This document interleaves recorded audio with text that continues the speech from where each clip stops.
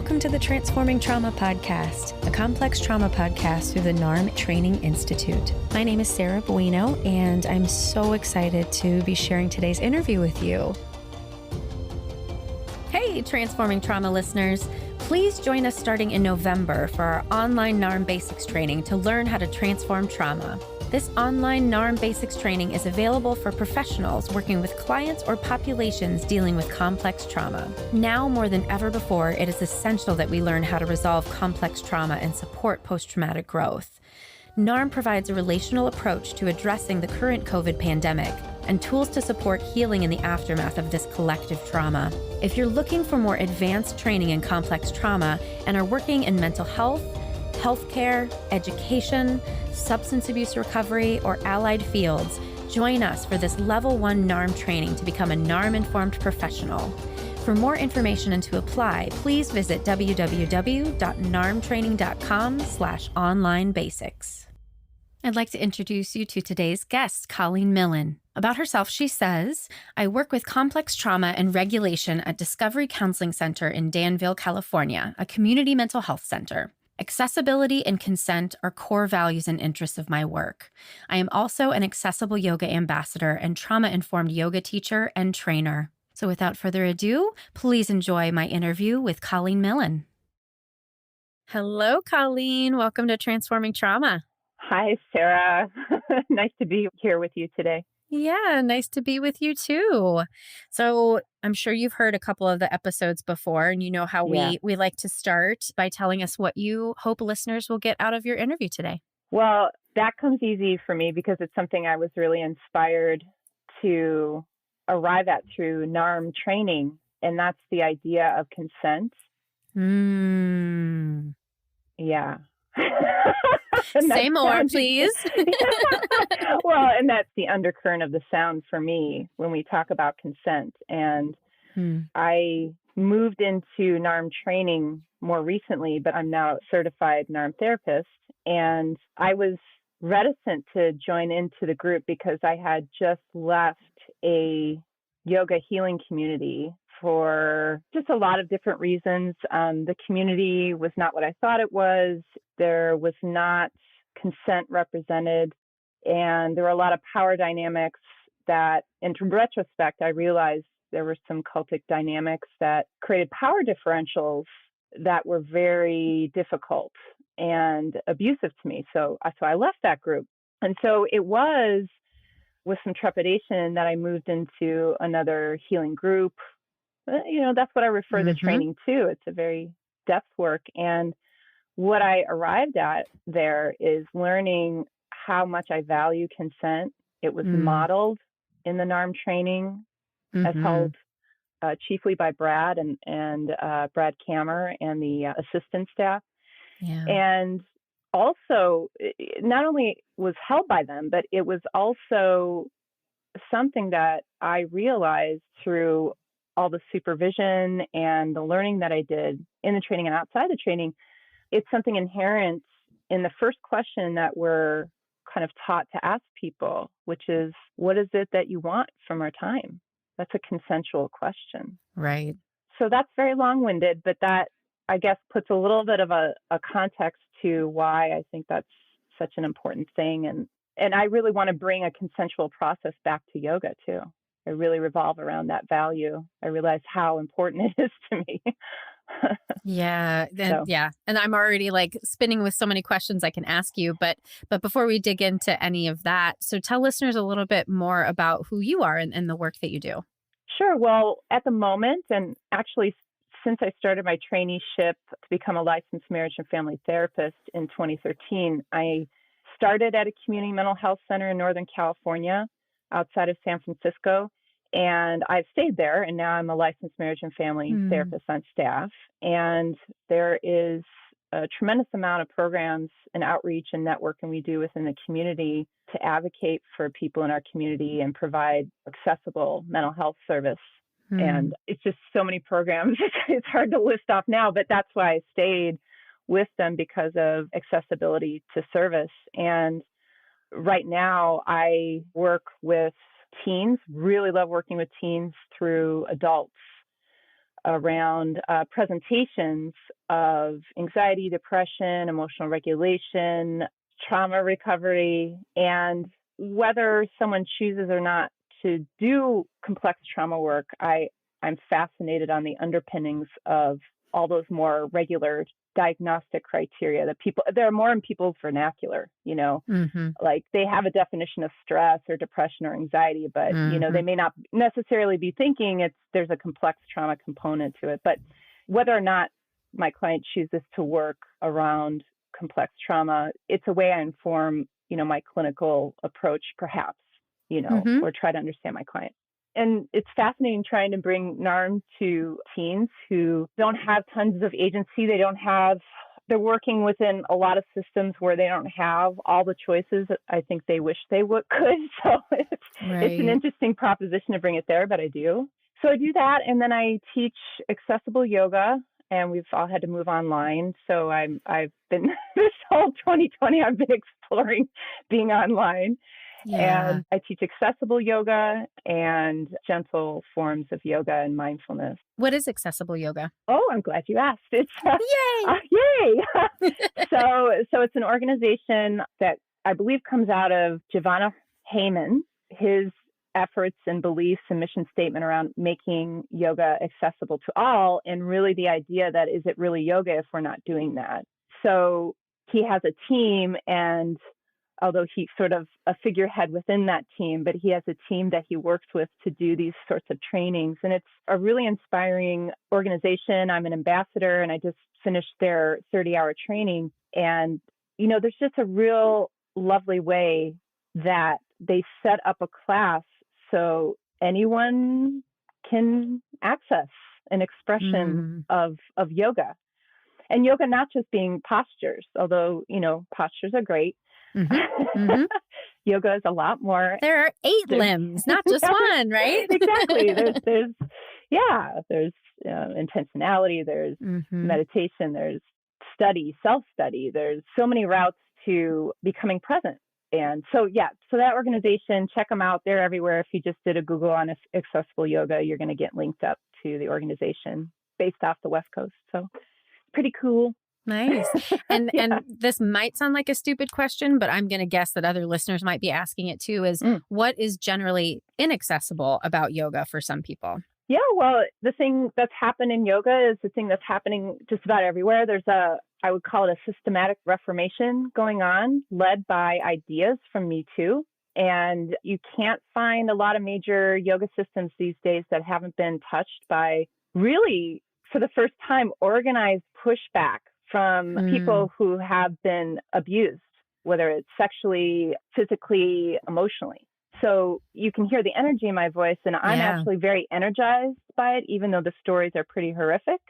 If you start to do searches and, check it out. So most systems are having a pushback. I'm not really seeing within systems some real attempts to kind of bring in people who have been victims to inform how to reform and resystemize, really address equity and reformation. But it's encouraging to see the pushback and people outside these systems, either leaving systems, organizing some grassroots accountability efforts, and then also kind of just working horizontally with other peers outside of systems to get back to the roots of yoga and what yoga, in my opinion, is supposed to be about, which is our journeys of fellow next to us, our community liberation. Like, we can't have liberation without the people and systems around us being liberated. We can't have that. So, that idea I see happening more. And so I'm inspired by that. And I'm working outside of systems, and accessible yoga is the first sort of movement that I've seen that's really addressing things that keep power dynamics in check, which is trauma-informed approaches, social justice, education, and equity, accessibility for all bodies and life experiences. So they're really informed by that. And I'm very inspired by that. And people who are just, whether they're doing accessible yoga or not, people who are looking at those sorts of things. Yeah, it's actually interesting. And it's a little bit personal to mention, but I imagine many people might relate to this. But like, I'm a woman with curves. And when I take a yoga class, there are poses that are uncomfortable for me because of where my curves end up. Yeah. Right. And I find a lot of teachers don't even think like, oh, there may be a little roll of something there. You might have to move that, right? They don't cue certain things where there's actually a yoga studio really close to me that specializes in yoga for all bodies. And they do actually mention like, you might have to move this flesh out of the way right now. And so it's really nice to hear that there are other movements that are intentionally really looking at that.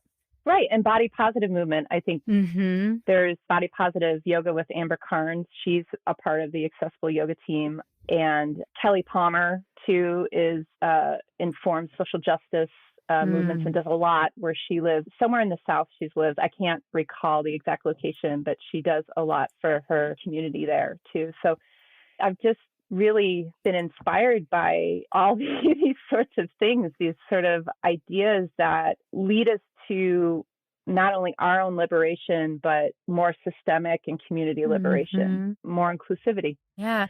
And I'm curious, your participation with accessible yoga, did that come out of your trauma experience essentially with the yoga community? Well, I knew when I left in 2016, I left the yoga community I was affiliated with. I think I spent the first year in shock, to be honest with you. Right. Like what just happened to me? Yeah. What just happened to me? This whole organization that was supposed to be my family in a sense is all of a sudden not available to me in any sense of the word. And it was a real, I mean, I have my own family I created with my husband and I have 2 kids and we're rocking and awesome, but there was a huge loss there and I was very shocked by the events that led to my leaving. I think the first year I was just coming out of shock. And then by the second year, I'm like, do I want to teach yoga at all? You know, it's a really good question to check in on, right? Like, what am I actually doing? It's that self-referencing and checking in with self that, you know, in a lot of yoga practices is encouraged and also in NARM is encouraged. Like, what is going on for you right now? So there's that resonance there that really kind of fit for me. And so I have been practicing since I went and got my bachelor's degree back in 1994. I have been practicing actually from 1993. So it's not like, you know, I've been practicing for a couple years and I just let it go. I mean, I had a deep relationship with yoga for a long time. So it's quite a question to ask. And what came out of it was, hey, all the training and work I did with trauma-informed yoga, that suits, because we're talking about a space where it's actually detrimental if you assume you know more than the person in front of you. Yeah. Right? It's actually like totally detrimental and really could cause harm if you have this kind of rigidity and directorial style, because the whole notion of trauma-informed yoga is, I believe, meant to be an anecdote for one of the core wounds of trauma, which is you had your choice taken away from you. And so from that core reality of trauma, I see a lot of great trauma-informed approaches coming out that honor that. And so they have consensual language like NARM does.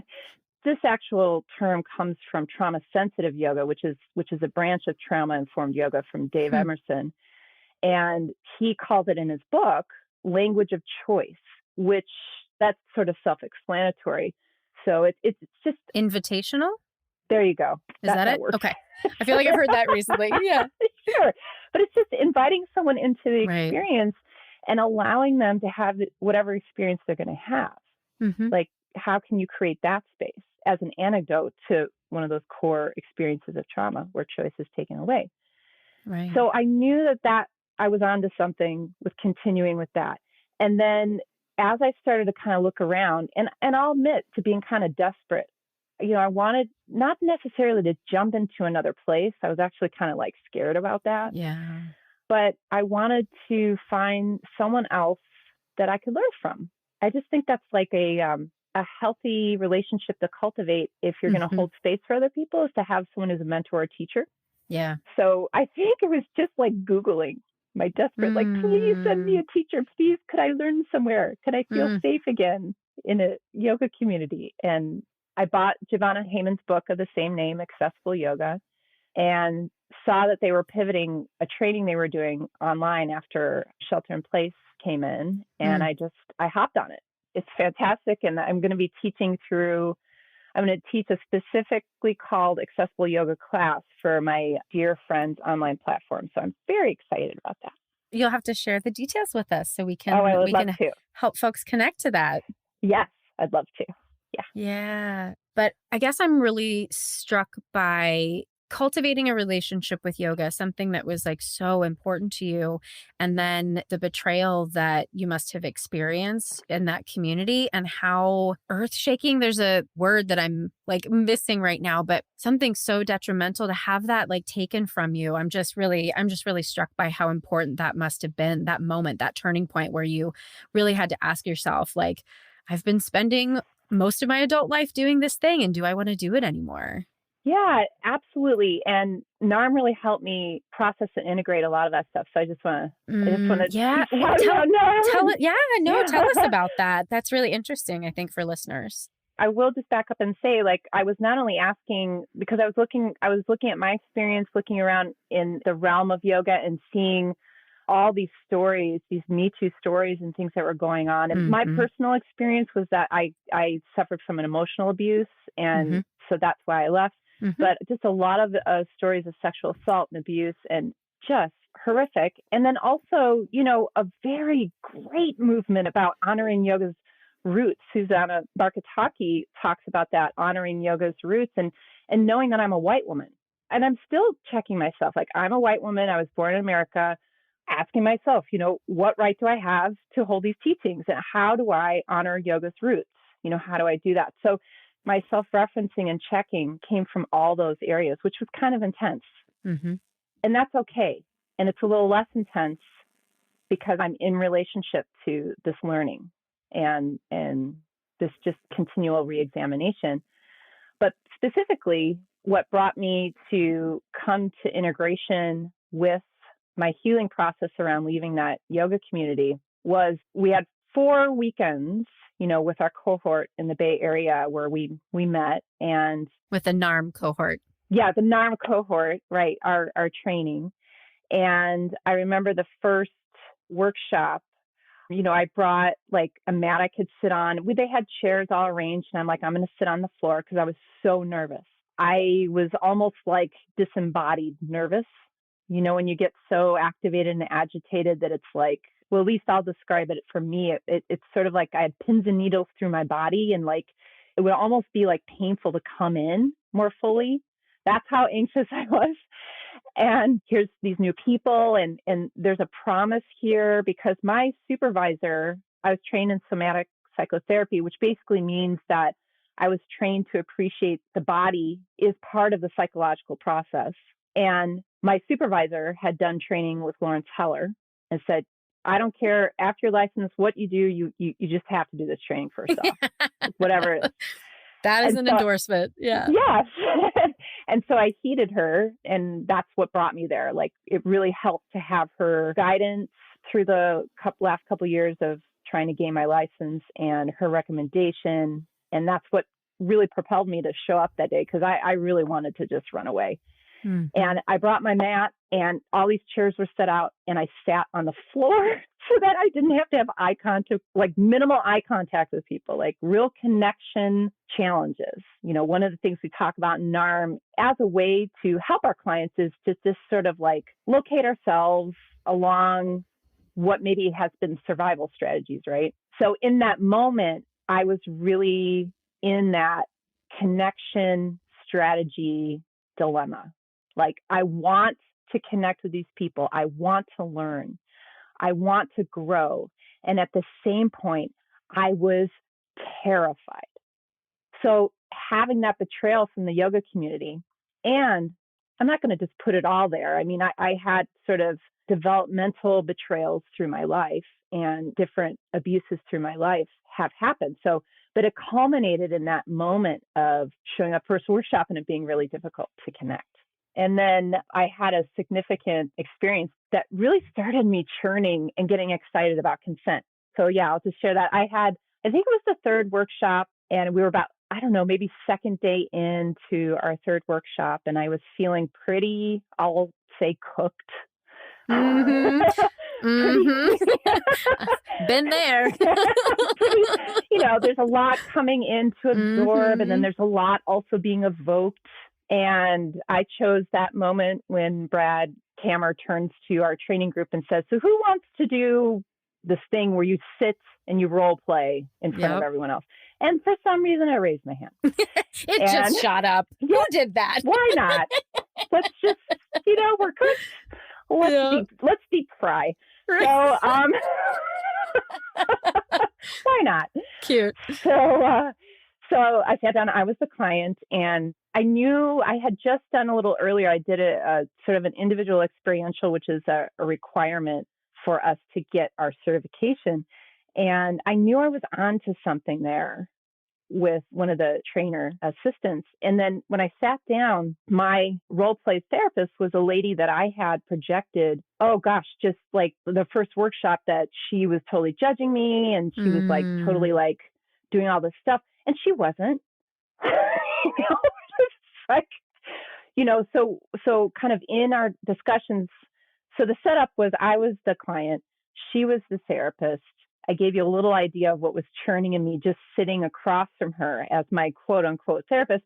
And then Brad's there sitting on the side, and his role is to really support the therapist.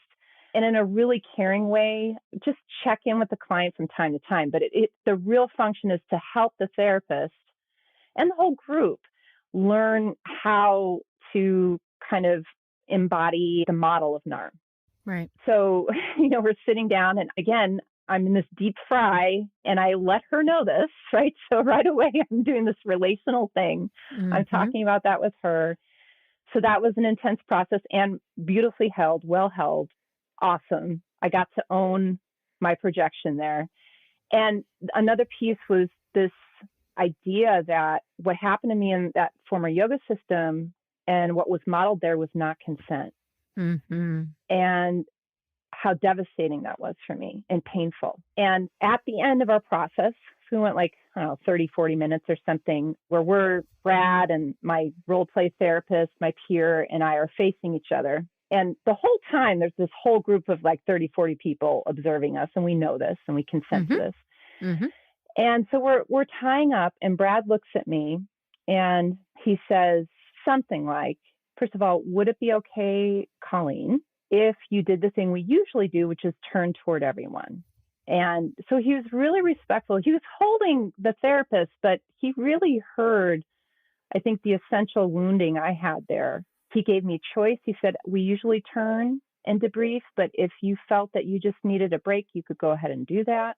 And that was beautiful. Mm-hmm. And then I turned toward the group, and then he addressed the group, and he said, I'd really like to ask all of you, again, I'm not getting this verbatim, I'd really like to ask all of you if you wanted to address Colleen, because it's not typical. We're usually talking about the therapist stuff. If you want to address Colleen, he says, could you please ask her consent first? It's on video somewhere, but I'm not crying right now, but right now I'm just feeling this welling in my heart. I saw the shift. Yeah. Yeah. And I'm getting this sort of tingle through me right now because face the camera, he really hit it. And I kind of doubled over in a forward fold. And at the time I was really crying because there was this sort of elder holding a space for so many different learning processes. And even though he wasn't directly my therapist, he really was providing something that I wasn't given in my life. Right. And I share this story, and I think you can tell I'm a talker. So makes my job easy. I'm into it. Okay. I guess I can be kind to myself and call myself maybe a stories-teller, perhaps. There you go. That would be a nicer way to say that. Yeah. But in that moment, that was such a profound moment for me. And then I started to notice where consent felt innate and offered and where it wasn't. And then I started making choices that just, I just moved away from those places that didn't have it innately. Mm-hmm. I moved away from relationships that didn't have the capability or awareness. That was all painful, in its own way, but also liberating and integrative. And this whole idea of aliveness, essential aliveness, right? And I don't know if I'm getting the terminology right. This does relate to what we're looking for when we're holding a NARM space, which is the psychobiological shifts, the body and the affect shifting, the emotional shifting, where someone in front of you starts to really connect with their aliveness and energy. And when I'm witnessing my clients, when they get to that point, I feel enlivened by that too. And that's what I want in my life. So that just tells me that at least for this time in my life, that consent is where it's at. It's like a groovy thing to keep relating to. How do I offer that? How do I ask for it? How does it just inform who I am to myself and the world? Right. It's making me think about how many times in a therapy setting a client has potentially experienced not having consent over something, because maybe it's a benign on the part of the therapist, but the client just goes along with what they think that they're supposed to do in therapy. Yeah. So that's one benign thing. Of course, there are also therapists that are very harmful and ask for things that clients aren't comfortable with. But the other thing that's really coming to me that I feel like I'm seeing I can't remember which training it was, we were talking about parents who they essentially kind of like overcorrect and try to give their kid the thing that they didn't get because they didn't get it.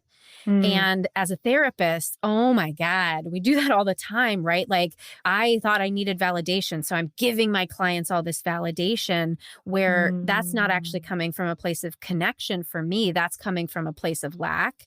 And what I hear you describing was like a step into consent. You're not like offering consent for your clients because you didn't get it. You're offering them because you now know what it feels like to get it. Absolutely. And the doors that it's opened for me, to have that moment now in my brain. I had a pivotal moment with Brad Kammer holding this particular space that's very memorable, but I want to also say all my experiences within NARM, with any of the trainers, whether I'm doing an individual experiential, a group supervision, a training of whatever it is inherent. Consent is already integrated, if that makes sense. Right. You don't have to try to provide consent. It automatically arises. Yeah. And one of the things that I thought was really great too was, I remember after the first workshop, there was some organizational things that, just sort of perturbed me a little bit. We're humans, we get perturbed. And the team was really insistent on, and again, I think this is set by Brad, on having feedback after every weekend.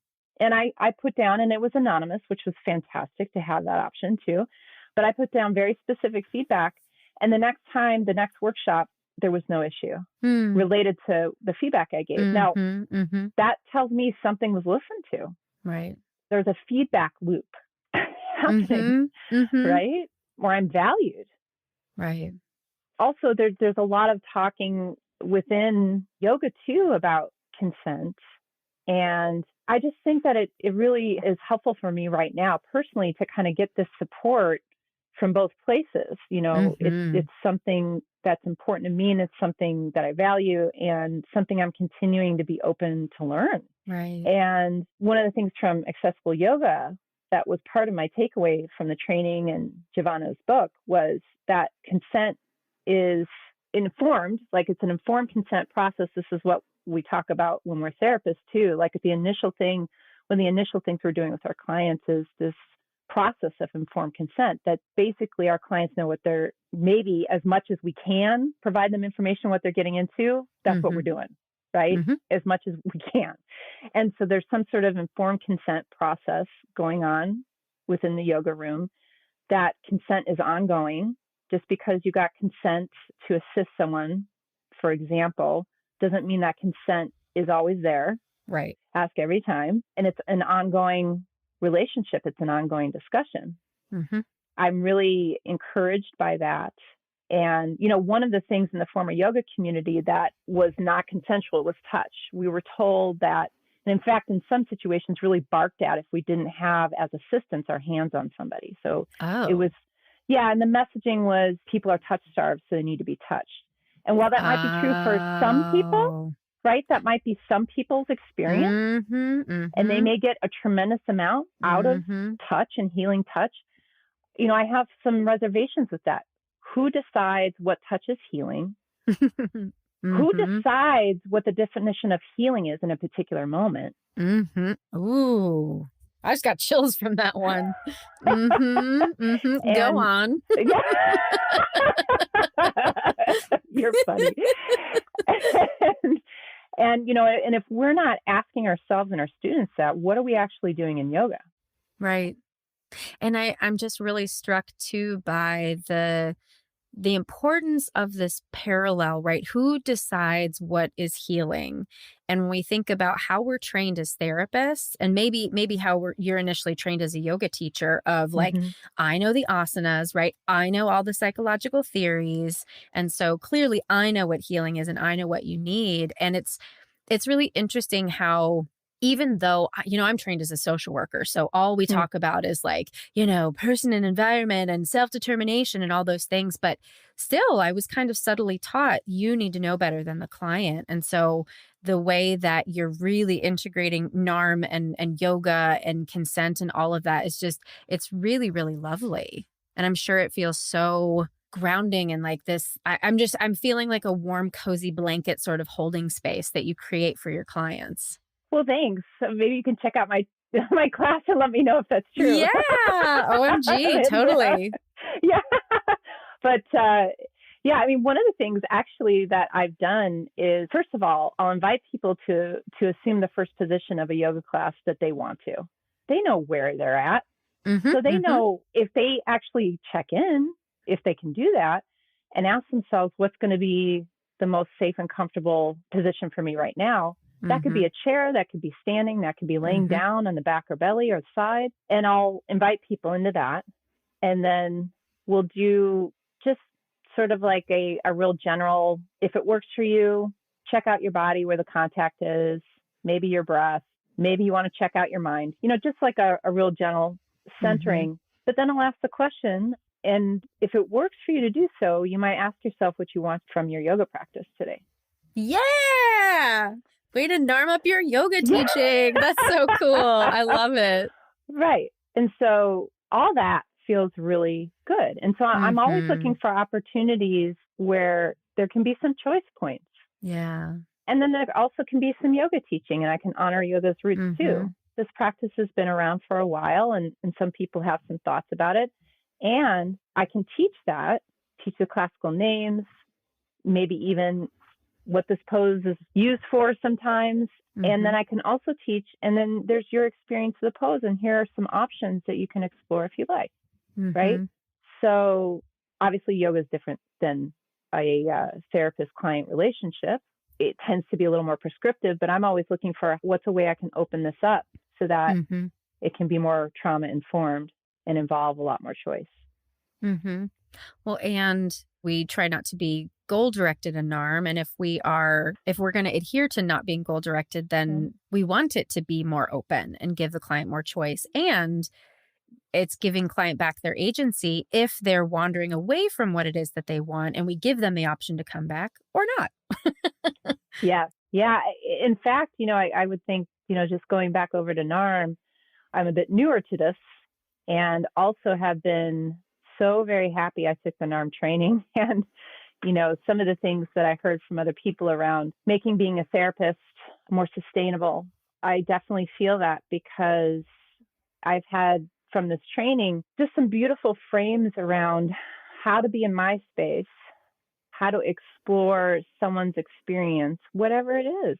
And, one of the really interesting things that I've noted as I'm a beginning NARM therapist is even that first question, what do you want for yourself today? That can be quite something. That could take, and it has taken with some of my clients, maybe 2 sessions, maybe 4, maybe 8, for us to revolve around that. And that's okay, because what's happening is they keep showing up to therapy. So there's agency in them showing up. Right. in being inquisitive about, why is this lady asking me what I want for myself when I'm saying I don't know? Mm-hmm. Like, I really give people props for hanging with that piece, right? Right. And what gets to happen is I get to share my experience of why I think that question is really important, and how it relates, or what I relate it to often for myself, as I'm maybe, kind of helping people with my orientation with NARM, is that, this isn't Colleen's therapy. We're coming together to discover what you most want. So we're following that. And we're following what you want for yourself, not me. Mm-hmm. And I'll say sometimes, because people see that I'm a yoga teacher, and then I've got some things on our community mental health website, just a couple videos on there, and I'm doing mindfulness-based stress reduction stuff. And they're like, well, this mindfulness stuff, maybe we can do that. I said, well, if you like, we could do that. But what I'll probably do is I'll ask you, why would you want to do that? So what do you want to get out of that if we do that? Right. It's important. Absolutely. I'm curious too, as you've integrated NARM and yoga into your work, are there any particular stories of either struggle or inspiration from your clients, or even a yoga student, that you want to share with us? Yeah, I think it relates to just that question. And someone in particular, I'm thinking of having that question. And when you think about it, if you're asking someone who has had an experience of complex trauma so much that their strategies are to really disassociate, that's really helped them stay alive and not associate with the present moment. And maybe some of their strategies have been not to connect to others. So if that's happening, and I'm thinking of this particular person, having someone sit across from you and say, what do you want for yourself? Existential crisis, right? Yep. I've got one of those right now. Yes, right. Yeah. So, in the current of, guess I'd put it in a relational psychoeducation I had to do about why I would even ask this question, right? And what I was able to tell this person was, because I believe that you deserve to live your life by whatever answer you get from that question. And I believe that it is not my place to tell you, but to work with you from a place of my caring in a way that jives with your pace, with what you want, with what works for you, from this consensual process, not me telling you. And that we had to have some go-arounds around that. And it was probably a couple months later, and I actually got fired too, but then I didn't get fired. So, it was a real something. Because of the pandemic? Well, no, the firing happened because of the client, maybe. Oh, you got fired by the client. Sorry. I'm tracking now. Yeah, sorry. Got it. Yeah, no. And actually, I want to use a different word. It's not the nicest word. Just like, it's not the nicest word. Like, can we come up with a different word than termination when we're closing with our clients? Like, like all these words that we terrible word. Well, these words that we kind of throw around, and I'm just taking a moment with you to just stop and say, I don't really like that word, and I used it, and I'm going to be accountable for that, and just say, this person was having difficulty and was wondering whether or not they could work with me. But the return was always around me reaching back out and reminding this person that I care about them, and that I care that they make the choice that's best for them. And that was just always communicated. So the relationality was there, the wanting to present a field where someone could have their own agency was there. And that got us through, I think, some of those challenges of connection. That is you described your own experience earlier as this like desire for connection, but also fear of it. And that particular strategy is such a challenge because of that inherent, like, if we can't be relational, then what can we do? So that's so lovely that the client was able to work through that with you. Yeah. And as you're saying that now, I think I have a soft spot in my heart for that particular strategy. I certainly have a level of understanding, having experienced that myself. I am very sure, being a human on this earth, I will get to continue to work with this, but because the thing is, when there's that relational connection, I really get how profound that is, that choice to stay in connection. Yeah. Well, you said you wanted to explore consent with us, and I feel maybe it's just that it's cold in Chicago right now, and I'm starting to feel a little warm and cozy. I feel like I like drank a cup of hot cocoa during this conversation. I just really appreciate it. Oh, thank you. That's how I've felt, actually. I just want to say to you, connecting with you today, and by and large, that's been my experience with so many folks in NARM, and it's just been the missing piece. Yeah. Well, before we go, is there anything that we didn't talk about that you really want to make sure you get to say to listeners? I think I've laid it all out on the floor. Mic drop. Yeah. But it was just really great to connect with you today. I think, in my group supervisions, you and I may have kind of crossed in one of those. So it's just nice to connect with you and your warmth. Thank you. Thank you. Yeah, I appreciate this so much. And I think listeners are going to be really intrigued by this conversation on consent. And I know I'm already thinking about it in a different way. And just having awareness, right? This is part of NARM, just bringing awareness to something. Yeah. And then how are we relating to the fact that we're having awareness of it is so crucial. So thank you for highlighting this for us. Yeah, thank you. Thanks so much for joining us for today's episode. If you want to learn more, you can check out the show notes or visit us at www.narmtraining.com/transformingtrauma. Please join us for our online NARM training in learning how to transform trauma. This online NARM basics training is available for professionals working with clients or populations dealing with complex trauma.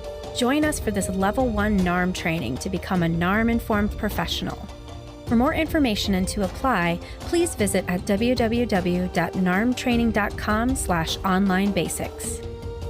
Thanks to Andrea Klunder and the Creative Imposter Studios for producing and editing, to Tori Essex for our album art, and to Brad Kammer for the creation of this podcast.